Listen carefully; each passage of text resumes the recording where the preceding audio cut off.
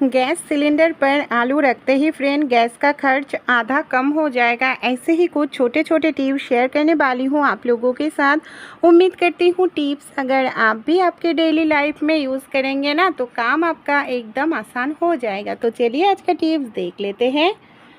हमारे घर में जो गैस सिलेंडर होते हैं ना, गैस जब ख़त्म हो जाते हैं नए गैस सिलेंडर लगाना पड़ते हैं। लेकिन प्रॉब्लम क्या होते हैं जानते हैं फ्रेंड? गैस सिलेंडर कैप खोलने में कई बार दिक्कत होती है। घर में अगर बुजुर्ग कोई माँ हो या कोई हो तो उसको तो बहुत ही प्रॉब्लम होते हैं। तो छोटे से एक टिप्स अप्लाई कीजिएगा। हमारे घर में इस तरीके का जो पेचुलर होते हैं, चम्मच होते हैं, इसका जो हैंडल होते हैं ना, पतला होते हैं, छोटा होते हैं। गैस सिलेंडर के जो कैप है ना उसके अंदर फंसा दीजिएगा। कैप ढीला हो जाएगा और आपको कोई भी प्रेशर क्रिएट करने की ज़रूरत नहीं है। ऊपर से थोड़ा सा खींचने से देखिए कितना आसानी से हम खोल सकते हैं। हमें खींचना नहीं पड़ेगा, कुछ भी करने की ज़रूरत नहीं है। अच्छे लगे तो ट्राई करके देखिएगा। जब भी हम कोई दवाई खरीदते हैं, क्रीम खरीदते हैं, इस तरीके का बॉक्स पैकेट मिलते ही है। कई बार इसको हम क्या करते हैं, दवाई क्रीम निकल करके पैकेट को डस्टबिन में फेंक देते हैं। लेकिन यही वाला पैकेट हमारा काम बस कर सकते हैं बहुत ही आसान, या बहुत सारे पैसे का बचा सकते हैं। किस तरीके से चलिए देख लेते हैं। पैकेट के सामने वाले हिस्से को मैंने काटिंग कर लिया है। अब मैं थोड़ा सा टेप इसमें चिपका रही हूँ। ऊपर और नीचे दोनों साइड हमें इस तरीके से लगाना होगा। फिर हम क्या करेंगे, इसको हमारे घर में जो किचन होते हैं, आप किचन में किसी भी जगह पर इसको इस तरीके से लगा दीजिएगा। फिर हम इसको किस तरीके से यूज़ करने वाले हैं चलिए देख लेते हैं। मैंने अच्छे से इसको चिपका दिया है, खुलेगा नहीं। हमारे जो गैस सिलेंडर होते हैं ना, कई बार हम इधर उधर रख देते हैं। जब गैस जलाना हो तो ढूंढना पड़ते हैं।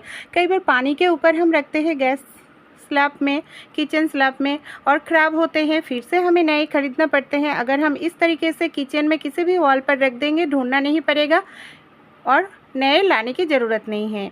हमारे घर में इस तरीके का जो बैग पार्ट्स हम यूज़ करते हैं ना फ्रेंड, कई बार होता है क्या, इसमें ना पेन का निशान लग जाते हैं, कई बार इंक लग जाते हैं। ये जो निशान होते हैं बहुत ही ज़िद्दी होते हैं, ख़राब भी लगते हैं देखने में और आसानी से ये निकलते भी नहीं हैं। कई बार हम पानी से इतना ज़्यादा रगड़ते हैं, हमारा बैग 2 दिन में ही ख़राब हो जाते हैं।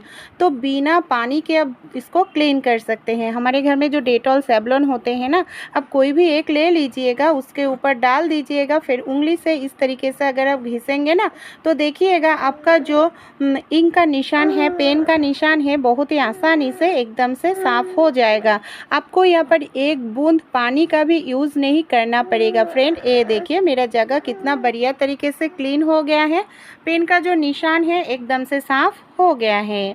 जब भी हम कोई सब्जी बनाए, तरकारी बनाए, साग बनाए, कई बार हम क्या करते हैं, जो नए नए किचन के काम करते हैं ना, सब्जी डालने के बाद ही हम तुरंत नमक डाल देते हैं। ये गलती कभी भी मत कीजिएगा, क्योंकि जब भी हम साग बनाते हैं, सब्जी बनाते हैं, जब भी कढ़ाई में डालते हैं ना, देखने में बहुत ही ज़्यादा लगते हैं। अगर उस टाइम नमक डालेंगे तो नमक ज़्यादा हो जाएगा। तो 1-2 मिनट आप इसको वेट करिएगा। वेट करने के बाद देखिएगा कम हो जाएगा, तब नमक डालने से नमक ज़्यादा होने का चांसेस नहीं रहेगा। जब भी हम खाना बनाते हैं गैस चूल्हा पर, कई बार होता है क्या, गैस बर्नर के साइड से ना इस तरीके से आग निकलते हैं फ्रेंड। और ये जो आग निकल रहा है ये कोई भी काम के नहीं है फ्रेंड, गैस बर्बाद हो रहा है। कई बार होता है क्या, बर्नर बहुत साल पुराना हो जाने से ये प्रॉब्लम दिखाई देते हैं। कई बार पैसा नहीं होते हैं, नए बर्नर खरीदने जाए तो 1000-1500 लग जाएगा, क्योंकि ये लोहे का होते हैं, तांबे का होते हैं, तो महंगा भी होते हैं। तो आपको अगर नए खरीदना ना हो तो आप क्या कीजिए, साबुन जो हम शरीर में यूज़ करते हैं वही वाला साबुन गैस बर्नर के चारों साइड में आप इस तरीके से लगा लीजिएगा। फिर मैं बर्नर को सेट करके आग लगाकर भी दिखाऊंगी। जहाँ से गैस निकल रहा था वो प्रॉब्लम देखिए एकदम से ख़त्म हो गया है। देखिए मैं गैस को हाई लो फ्लेम पे दिखा रही हूँ, आग थोड़ा सा भी नहीं निकल रहा है। अच्छे लगे ट्राई करके देखिएगा। मैंने यहाँ पर एक बर्तन में डाल दिया है चाय पत्ती, 2 चम्मच के करीब चाय पत्ती, आधा चम्मच के करीब कलौंजी और शैम्पू। जो शैम्पू हम रेगुलर डेली यूज़ करते हैं रेगुलर लाइफ में, वही शैम्पू 1 चम्मच के करीब मेथी दाना भिगो कर रखे थे, डाल दिया है, और 1 ग्लास के करीब पानी। फिर सारी चीज़ों को हम अच्छे से मिक्स करेंगे। प्याज के जो छिलके होते हैं ना, आप चाहे तो आप चाहे तो यहाँ पर प्याज को भी कट करके इसमें डाल सकते हैं। फिर हम क्या करेंगे, 2 से 3 मिनट इसको अच्छे से उबाल कर ले लेंगे।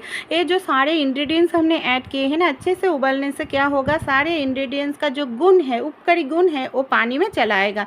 फिर बंद कर देंगे। 2-3 मिनट बाद अच्छे से ठंडा कर लीजिएगा। फिर आप चाय वाला छन्नी से इसको छान लीजिएगा। फ्रेंड, कई बार हमारे बाल कम उम्र में सफ़ेद हो जाते हैं, बाल बहुत ही ज़्यादा झड़ने लगते हैं, तो ये रेमेडी आप ट्राई करके देखिएगा फ्रेंड। इससे आपका बाल झड़ना बंद हो जाएगा, तेज़ी से लंबा होगा, काला होगा, घना होगा, एकदम नेचुरल है। अब जब भी शैम्पू की करें, शैम्पू को इस तरीके से बनाकर यूज़ कीजिएगा। हमारे घर में जो पेन के कैप होते हैं ना, कई बार पेन के इंक ख़त्म हो जाने से हम कैप को फेंक देते हैं, तो पेन के ढक्कन या कैप को कभी भी मत फेंकिएगा। इसको ना हम यूज़ कर सकते हैं। किस तरीके से, चलिए देख लेते हैं। हमारे घर में जो स्विच बोर्ड होते हैं ना, स्विच बोर्ड में आप सेलो टेप की मदद से इस तरीके से पेन के कैप को लगा दीजिएगा। फिर हम इसको कैसे यूज़ करने वाली हैं, चलिए देख लेते हैं।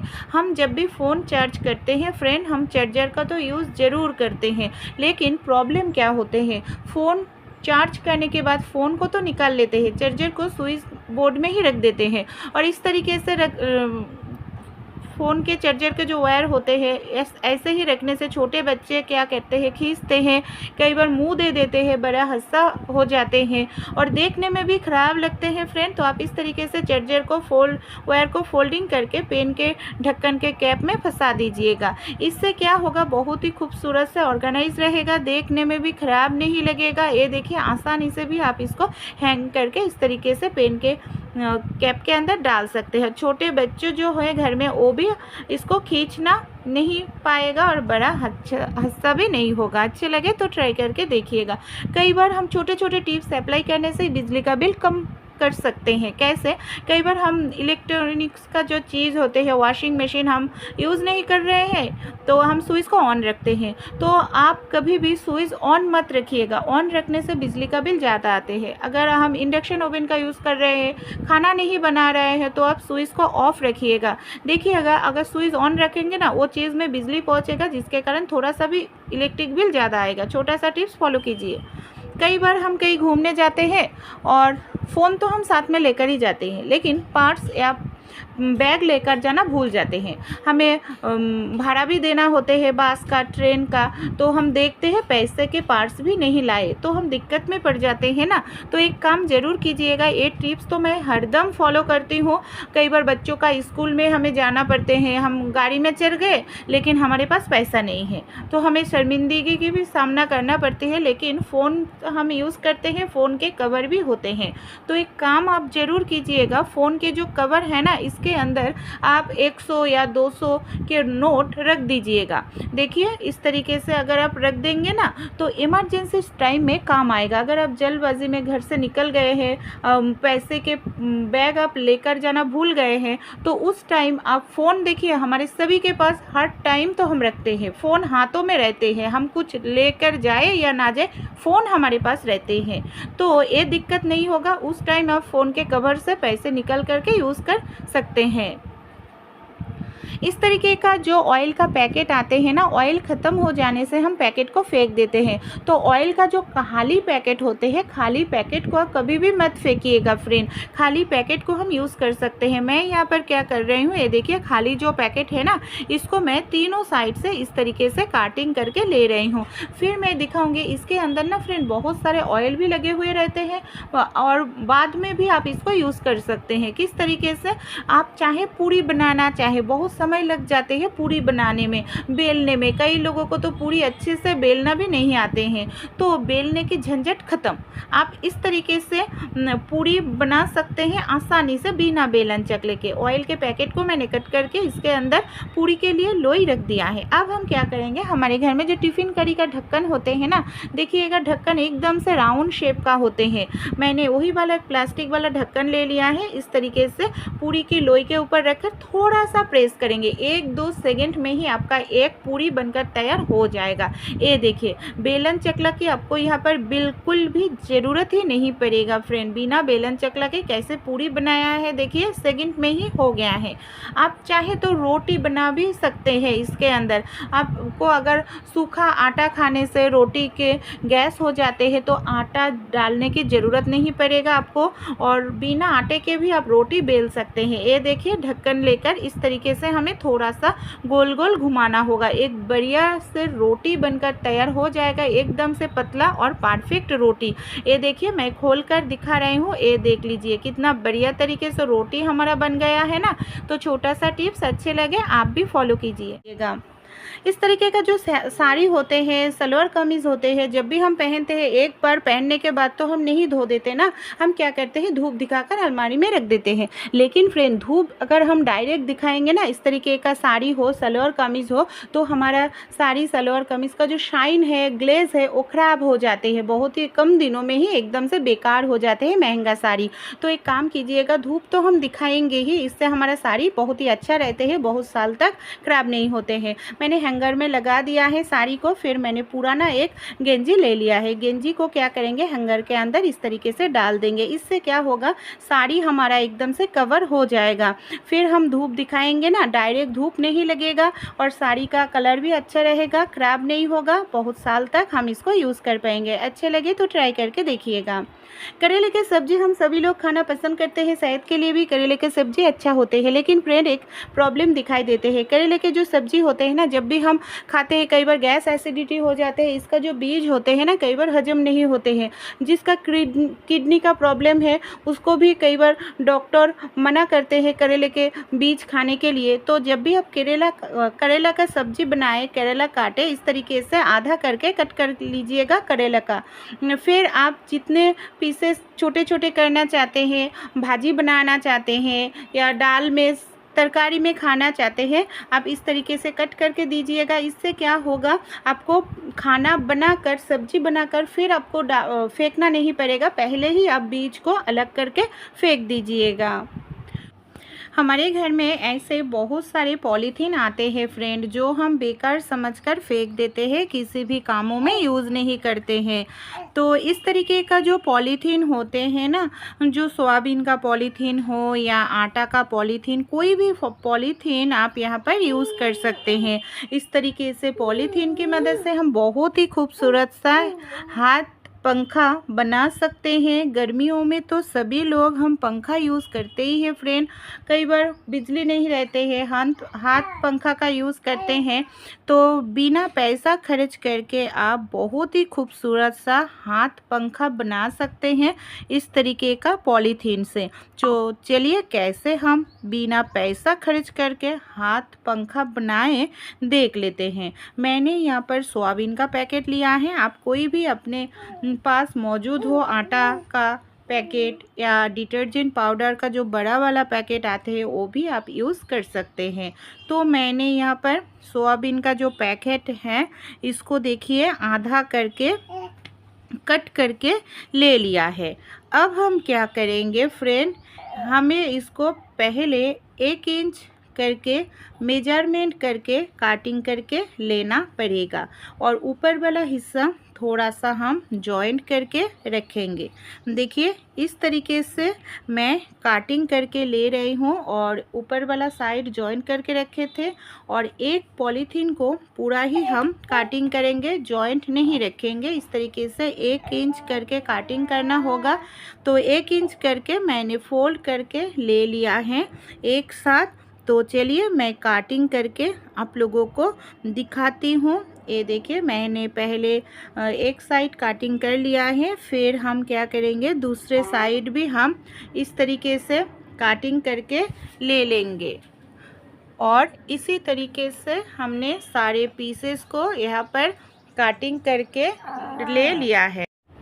अब हम क्या करेंगे, ये जो 1 इंच का पतला पतला पीसेस हमने कट कर लिया है ना फ्रेंड, इसको हमें बुनाई करना होगा। ये देखिए बुनाई करने के लिए एक घर ऊपर रखेंगे, एक घर नीचे, इस तरीके से हम बुनाई करेंगे। देखिए एक ऊपर एक नीचे, इसी तरीके से हमें और एक पट्टी लेना होगा जो हमने कट करके रखे थे उसको भी हम एक घर ऊपर एक घर नीचे मैं किस तरीके से कर रही हूँ ये देख लीजिएगा।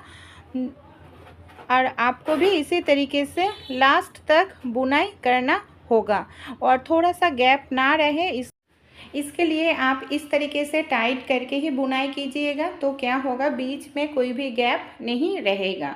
फिर से और एक पट्टी ले रही हूँ और एक पट्टी लेकर इसी तरीके से हम बुनाई कर लेंगे। ये देखिए इस तरीके से पूरे हिस्से को ही हमने बुनाई करके कंप्लीट कर लेंगे। जब पूरा कंप्लीट हो जाएगा ना, तब हम क्या करेंगे फ्रेंड, तीनों साइड से हम यहाँ पर सेलो टेप लगा देंगे। सेलो टेप लगाने से क्या होगा, ये जो हमने पट्टी का बुनाई किया है ना पॉलीथीन का, ये खुलेगा नहीं, एक ही साथ चिपका हुआ रहेगा। इसलिए एक साइड तो मेरा ऑलरेडी जुड़ा हुआ है, तो जिस साइड जुड़ा हुआ है उस साइड करने की कोई बात नहीं है। जो साइड जुड़ा हुआ नहीं है उस साइड हम इस तरीके से सेलो टेप लगाकर ले रहे हैं। एक साइड हो गया है उल्टा करके, फिर से हम उल्टा साइड में भी तीनों साइड में इस तरीके से सेलो टेप लगा कर ले लिया है। ये देखिए अब हम क्या करेंगे फ्रेंड, तो इस तरीके से हमें करना होगा। मैं यहाँ पर कपड़े का, जब भी हम कोई शर्ट खरीदते हैं या गेंजी खरीदते हैं, इस तरीके से जो पतला वाला कार्डबोर्ड मिलता है ना, वही कार्डबोर्ड का यूज़ किया है। तो अब हम कपड़ा ले लेंगे, कपड़े की मदद से हम चारों साइड से इस तरीके से कपड़ा लगा देंगे, तो क्या होगा देखने में भी सुंदर लगेगा और एक खुलेगा भी नहीं। कार्डबोर्ड के साथ ये जो पॉलीथीन के हमने जोड़े थे इसको हम इस तरीके से सिलाई कर लेंगे। अगर आपके पास सिलाई मशीन है तो कोई दिक्कत नहीं है, आप सिलाई मशीन का यूज़ कीजिएगा, आपको 1 मिनट में ही काम बन जाएगा। तो मेरे पास कोई भी सिलाई मशीन नहीं था, तो मैंने इसलिए सुई धागा की मदद से इस तरीके से तीनों साइड, माने तीनों नहीं फ्रेंड, चारों साइड हम सिलाई करके ले लेंगे। और ये आसानी से सिलाई भी हो जाते हैं क्योंकि कार्डबोर्ड जो है एकदम से पतला है, नरम है, आसानी से सिलाई मैंने कर लिया है एक साइड। फिर जो कॉर्नर वाला साइड है, हम कॉर्नर वाला साइड में इस तरीके से कपड़े को फोल्ड कर लेंगे। ये देखिए इससे क्या होगा, सिलाई आसानी से हो जाएगा और देखने में भी सुंदर लगेगा। मैंने चारों साइड इसी तरीके से सिलाई करके रेडी कर लिया है। जो साइड मैंने पहले शुरू किया था ना, उस साइड तो गैप है, उसके अंदर हम यहाँ पर एक लकड़ी का डंडा हो, प्लास्टिक का डंडा, कोई भी आप इस तरीके से डाल दीजिएगा। फिर हम क्या करेंगे, मैं यहाँ पर सुई धागा की मदद से लकड़ी की डंडा डालने के बाद इसको अच्छे से आप सिलाई कर दीजिएगा। तो जब भी आप पंखे से हवा खाएंगे ना, तो ये खुलेगा नहीं, हिलेगा भी नहीं। तो इसके लिए एकदम से टाइट करके आप इसको सिलाई करके ले लीजिएगा। आप चाहे तो ऐसे भी इसको रख सकते हैं, बहुत ही अच्छे से हवा भी होते हैं, देखने में भी सुंदर लगे हैं। अपने हाथों से बनाइए अपने घर में। अगर और भी ज़्यादा खूबसूरत करना चाहते हैं तो और एक काम हमें ज़रूर करना होगा। हमारे घर में जो इस तरीके का पॉलीथीन होते हैं, आप कोई भी कलर का पॉलीथीन ले सकते हैं। मैंने पॉलीथीन ले लिया है। अब हम क्या करेंगे, इसको छोटे छोटे करके पीस मैंने फोल्ड कर लिया है। अब हम क्या करेंगे, एकदम से बारीक तरीके से छोटे छोटे करके हमें यहाँ पर काटिंग करके लेना पड़ेगा। एकदम से छोटे छोटे काटिंग मैंने एक साइड कर लिया है, उसी तरीके से दूसरा साइड बीच में थोड़ा सा फ़र्क रखकर इस तरीके से दूसरे साइड भी हम काटिंग करके ले लेंगे। फिर मैं इस तरीके से खोल कर ले रही हूँ। ये देखिए, आप चाहें इस तरीके से बहुत सारा बना लीजिएगा। पूरे जो पंखे हैं चारों साइड में लगा सकते हैं, नहीं तो आप इस तरीके से एक साइड में भी इसको लगा सकते हैं। मैं यहाँ पर एक साइड पर ही लगाऊंगी। सुई धागा ले लिया है, सुई धागा की मदद से इस तरीके से लगा रही हूँ और आप भी इस तरीके से लगा लीजिएगा। इससे एकदम से मार्केट में मिलने वाला जो हाथ पंखा होते हैं वो डिज़ाइन वाला पंखा तैयार हो जाएगा। देखिए कोई भी पैसा का खर्च नहीं होगा, एकदम फ्री में आप इसको बना सकते हैं घर पर। 2-3 बनाकर रख दीजिएगा, जब बिजली चला जाए तो उस टाइम हवा खा सकते हैं, और नहीं तो कहीं बाहर घूमने जा रहा है तो उस टाइम भी लेकर जा सकते हैं। हवा भी अच्छे होते हैं और ये ज़्यादा भारी भी नहीं है, तो हमें हवा करने के समय दिक्कत भी नहीं आएगा। अच्छे लगे तो ज़रूर आप भी एक बार ट्राई करके देखिए। रोटी बनाने के बाद कई बार हमारे जो घर में बेलन चकला होते हैं ना, बेलन चकला गंदा हो जाते हैं, और इसको साफ़ करने जाए तो कई बार हमें बहुत समय तक इसको पानी में भिगो कर रखना पड़ते हैं। तो एक काम कीजिएगा, आपको पानी में भिगो कर रखना नहीं पड़ेगा, आप तुरंत ही इसको साफ़ कर सकते हैं। किस तरीके से, चलिए देख लेते हैं। हमारे घर में जो गर्म पानी बनते हैं ना, मैंने यहाँ पर गर्म पानी बनाकर ले लिया है, और गर्म पानी बेलन चकला में डालने के तुरंत ही बाद देखिएगा जो आटा एकदम से सख्त हो गया था, निकल नहीं रहा था, वो आटा भी एकदम से आसानी से निकल जाएगा। ये देखिए इस तरीके से आप बेलन चकला को साफ़ कर सकते हैं। आटा गंदगी जो लगे हुए हैं इसको चुटकियों में क्लीन कर सकते हैं। और बेलन चकला लकड़ी का होता है, अगर पानी में हम बहुत देर तक इसको भिगो कर रखेंगे ना तो बेलन चकला में फंगस आएगा, बहुत ही कम दिनों में हमारा बेलन चकला ख़राब हो जाएगा, फिर से हमें नया बेलन चकला ख़रीदना पड़ेगा। जब भी आप बेलन चकला को धोए ज़रूर आप सूखा कपड़े से पोंछ लीजिए। इस तरीके का जो हमारे घर में ज्वेलरी बैग होते हैं ना, तो इसकी मदद से हम आसानी से घर में पोछा लगा सकते हैं फ्रेंड, बिना हाथ लगाए हुए। हाथ भी हमारा साफ़ सुथरा रहेगा। मैंने यहाँ पर एक ज्वेलरी बैग ले लिया है और ले लिया है क्रॉसबाइट। क्या करेंगे देखिए, मैंने यहाँ पर एक सेफ्टी पिन ले लिया है, बड़ा वाला सेफ्टी पिन। ज्वेलरी बैग का चेन खोलकर सेफ्टी पिन को इस तरीके से क्रॉसबाइट की मदद से इसको इस तरीके से लगा लेंगे। फिर हम क्या करेंगे, इसके ऊपर डालेंगे फ्रेंड थोड़ा सा हार्पिक। ये पकड़ने में आसानी होगा सेफ्टी पिन लगाने से। आप चाहे तो सुई धागा की मदद से सिलाई भी कर सकते हैं। थोड़ा सा मैंने इसमें हार्पिक डाले हैं। कहाँ पर किस तरीके से इसको हम यूज़ करेंगे चलिए देख लेते हैं। कई बार होता है क्या, हमारे घर में जो फ्लोर होते हैं ना, मार्बल पत्थर का हो या टाइल्स का फ्लोर हो, जॉइंट वाला जगह पर कई बार इतना ज़्यादा काला गंदगी जम जाते हैं, आसानी से क्लीन नहीं होते हैं। अगर हम डायरेक्ट वहाँ पर हार्पिक लगाएंगे, क्रॉसबाइट से क्लीन करेंगे ना, हाथों में हार्पिक लग जाते हैं, हाथ भी रूखा सूखा हो जाते हैं, कई बार एलर्जी रैशेस आ जाते हैं। अगर हम इस तरीके से हार्पिक से क्लीन करेंगे ना, हाथ में हमारा थोड़ा सा भी हार्पिक नहीं लगेगा, और जो फ्लोर में देखिए जॉइंट वाला जगह पर गंदगी था कितना बढ़िया तरीके से साफ़ हो गया है। इस तरीके से आप कोई भी पुराना ज्वेलरी बैग के अंदर क्रॉसबाइट लगाकर अपने फ्लोर कर साफ कर सकते हैं, फ्लोर नए जैसा हो जाएगा। आलू हम सभी लोग ही खाते हैं, हमारे किचन में सभी के पास मौजूद होते हैं। मैंने यहाँ पर एक आलू कट करके ले लिया है। आलू को क्या करेंगे, इस तरीके से अंदर से हमें थोड़ा थोड़ा करके कट करके लेना पड़ेगा।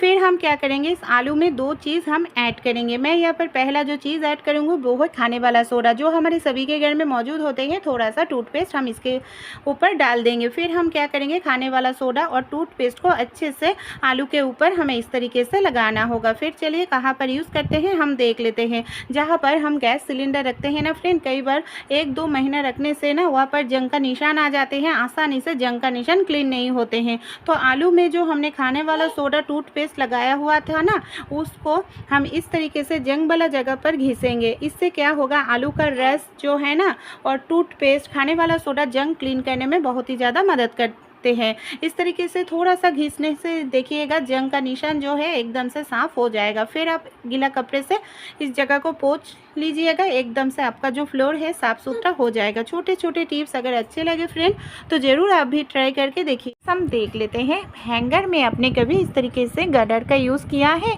क्यों हम हैंगर में गार्डर का यूज़ करेंगे, जिससे हमारा काम बहुत ही आसान हो जाएगा। कपड़े सुखाने के लिए हम कई बार हैंगर का यूज़ करते हैं, लेकिन प्रॉब्लम क्या होते हैं, कई बार हम एक ही हैंगर में बहुत सारे कपड़े को टांग देते हैं और सारे कपड़े एक ही जगह पर आ जाते हैं, दिक्कत होती है सूखने में।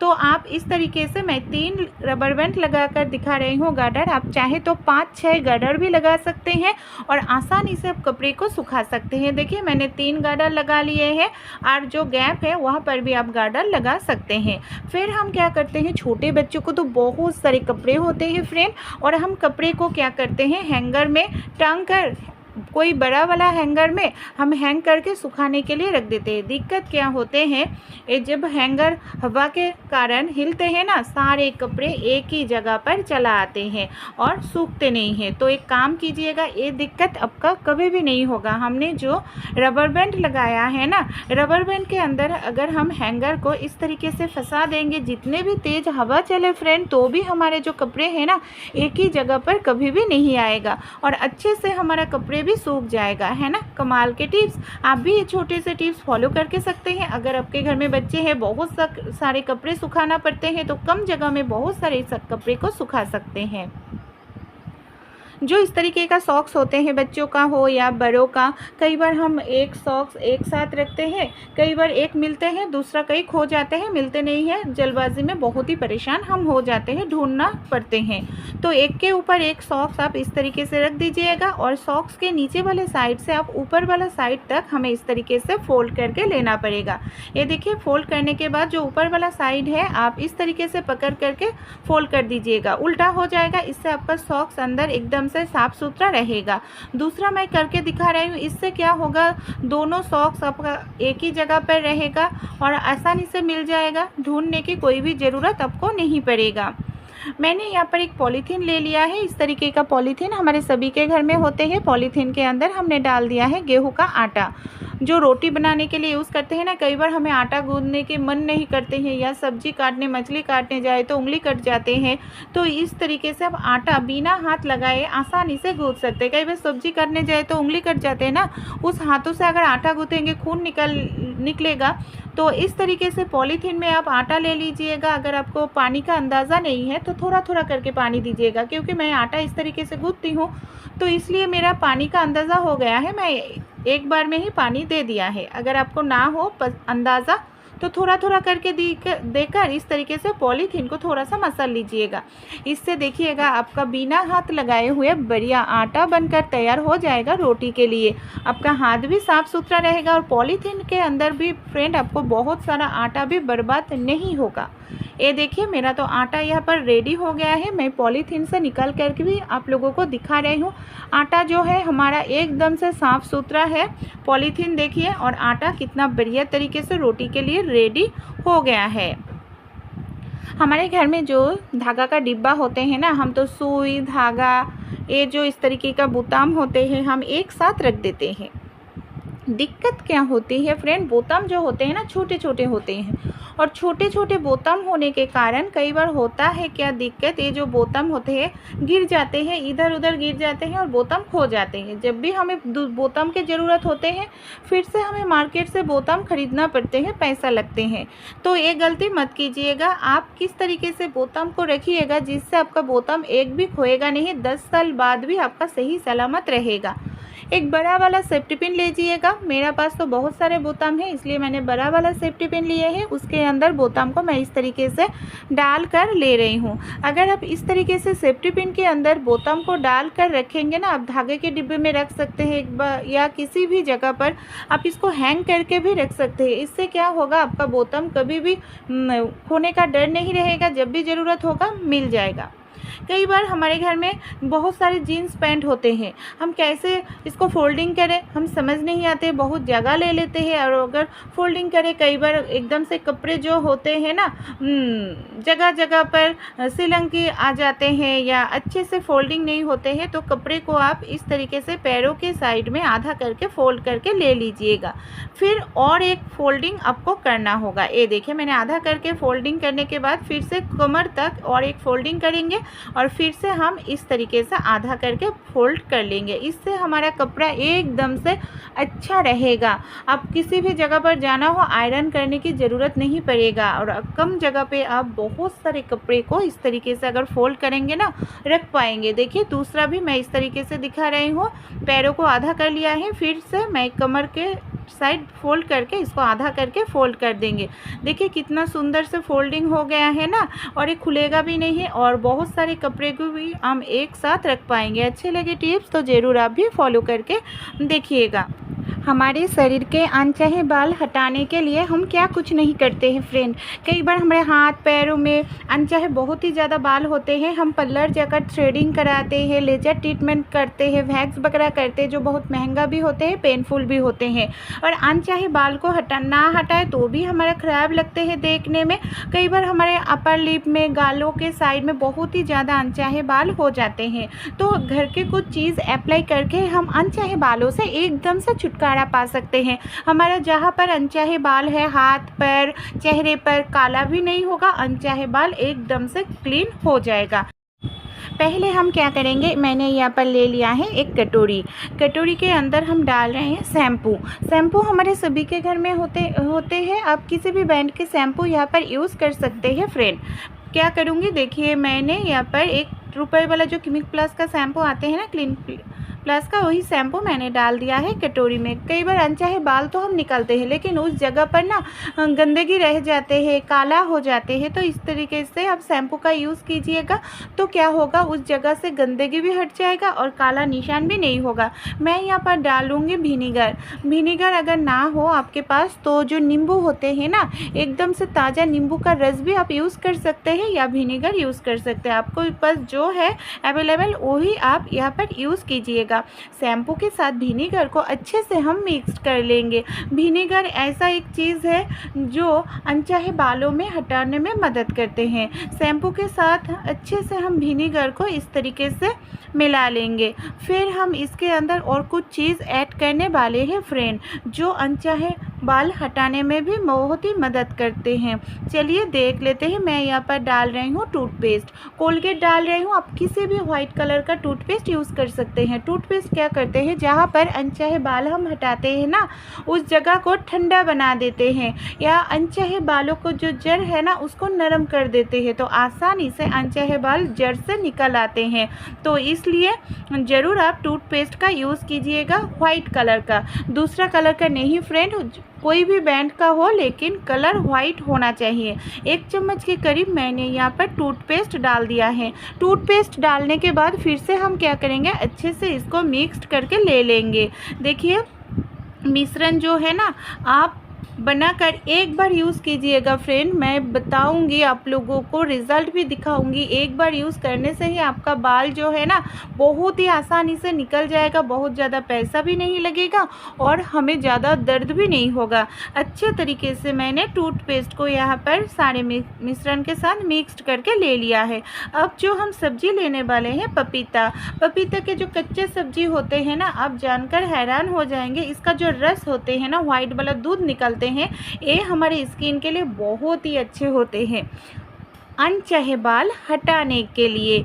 मैंने यहाँ पर पपीते के पत्ते, फ्रूट्स का जो कच्चा सब्जी खाते हैं उसका आधा करके काट करके उसका जो रस है वाइट सा दूध जैसा निकलते हैं, उसके मैंने 1 चम्मच के रख दिया है। उसको भी हम यूज़ करेंगे फ्रेंड। तो इसको ज़रूर आप डालिएगा, देखिएगा कमाल हो जाएगा, आपके अनचाहे बाल एकदम से ख़त्म हो जाएगा। फिर मैंने शैम्पू के साथ अच्छे से मिक्स करने के बाद टूथपेस्ट को इसके अंदर हम डाल रहे हैं फ्रेंड। देखिए खाने वाला सोडा, इसको आपको ज़रूर डालना होगा फ्रेंड। खाने वाला सोडा नहीं तो इनो, कोई भी एक ऑप्शन आप चूज़ कर सकते हैं। खाने वाला सोडा हो या इनो हो, अनचाहे बालों को जड़ से निकालने में बहुत ही मदद करते हैं। और खाने वाला सोडा डालने के बाद ही रिएक्शन करके फूल जाएगा, क्योंकि हमने इसमें पहले डाले थे विनीगर। फिर इसमें थोड़ा सा वैसलीन डालेंगे। वैसलीन इसलिए डाल रहे हैं, कई बार अनचाहे बाल तो निकलते हैं, उस जगह एकदम से रूखा सूखा हो जाते हैं। रूखा सूखा ना हो इसलिए थोड़ा सा वैसलीन डालिएगा, वहाँ पर एकदम से सॉफ्ट मॉइस्चराइज़र बरकरार रहेगा। सारी चीज़ों को हमने अच्छे से मिक्स करके ले लिया है। अब हम क्या करेंगे, इसके अंदर पपीते के जो रस हमने रखे थे ना निकल कर, उसके रस को ये देखिए इस तरीके से डालकर अच्छे से मिला लेंगे। ये जो मिश्रण है ना, आपको बनाकर तुरंत ही यूज़ करना होगा। अगर आप इसको रख देंगे ना तो अच्छा रिज़ल्ट कभी भी नहीं मिलेगा। आप जब भी बनाएं उस टाइम आप हाथ पैर चेहरे शरीर में किसी भी पार्ट पर इसको यूज़ कीजिएगा। तो देखिए मिश्रण हमारा तो एकदम से रेडी हो गया है। पहले यूज़ करने से पहले आप टेस्ट करके देख लीजिएगा आपका शरीर में एलर्जी होता है या नहीं, फिर आप लगाइएगा फ्रेंड। कई बार होता है ना, एलर्जी हो जाते हैं, तो पहले आप टेस्ट करके लीजिएगा फिर लगाइए। हमारे हाथ पैरों में जो इस तरीके के बहुत ही ज़्यादा बड़ा बड़ा बाल होते हैं, अपर लिप में कई बार दाढ़ी मूंछ जैसा निकलते हैं, तो एकदम से क्लीन हो जाएगा। मैं पैरों में यूज़ करके दिखा रही हूँ। ये देखिए पैरों में क्या करेंगे, अच्छे से इसको लगा लेंगे। लगाने के बाद 10 से 15 मिनट रख देंगे ना, इस तरीके से फूल जाएगा। फिर हम क्या करेंगे, इसके ऊपर एक चीज़ हमें डालना होगा। ये देखिए एकदम से तो फूल गया है, मैं पाउडर डाल दूँगी तो क्या होगा, थोड़ा सा ड्राई हो जाएगा और बाल जो है निकालने में आसानी होगा। तो मैंने यहाँ पर थोड़ा सा पाउडर डाल दिया है, कोई भी पाउडर आप ले सकते हैं यहाँ पर।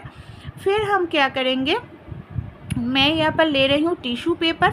आप चाहे तो कोई कपड़े का भी यूज़ कर सकते हैं। मैं टिश्यू लेकर, ये देखिए ऊपर से एकदम से ड्राई हो गया है पाउडर डालने के बाद।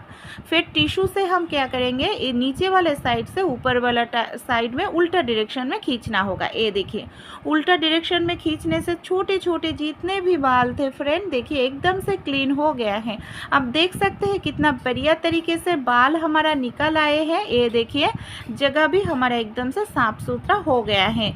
तो आप वैक्स वगैरह कराते हैं, पार्लर जाकर थ्रेडिंग कराते हैं, वो कुछ कराने की ज़रूरत ही नहीं पड़ेगा। आपका बहुत ज़्यादा पैसे का भी बचत हो जाएगा। तो एक घरेलू नुस्खा ज़रूर आप एक बार ट्राई करिएगा फ्रेंड। फिर मैं क्या करूँगी, अच्छे से इस जगह को क्लीन करके आप लोगों को दिखाते हैं। जहाँ पर ये मिश्रण लगे थे वहाँ पर देखिए थोड़ा सा खींचिएगा, आसानी से आपका जो बाल है निकल आएगा। तो मैंने अच्छे से इसको पहले साफ़ करके ले लिया है। देखिए एकदम से जिस जगह से लगाया था क्लीन हो गया है। साइड में कितना ज़्यादा बाल है आप खुद देख सकते हैं। फिर हम क्या करेंगे, इसके ऊपर एक चीज़ हम लगाएंगे, वो है हमारे सभी के पास होते हैं फिटकरी। थोड़ा सा पानी से गीला करके फिटकरी को उस जगह पर लगा दीजिएगा। कोई भी रैशेस वगैरह नहीं होगा। फिटकरी स्किन के लिए बहुत ही अच्छे होते हैं, हम सभी लोग जानते हैं। और फिटकरी लगाने से स्किन भी शाइनी हो जाते हैं, ग्लो आते हैं। मैंने अच्छे से फिटकरी लगा लिया है, आप देख सकते हैं ग्लो कितना बढ़िया तरीके से आए हैं। तो ज़रूर ये रेमेडी आप ट्राई कीजिएगा अपने हाथों पर, पैरों पर। आपको ऐसे ही 100% अच्छा रिजल्ट मिल जाएगा। और अच्छे लगे तो ज़रूर अपने दोस्तों के साथ शेयर करना ना भूलें फ्रेंड। और मेरे चैनल पे अगर नए हो तो प्लीज़ मुझे सपोर्ट कीजिएगा।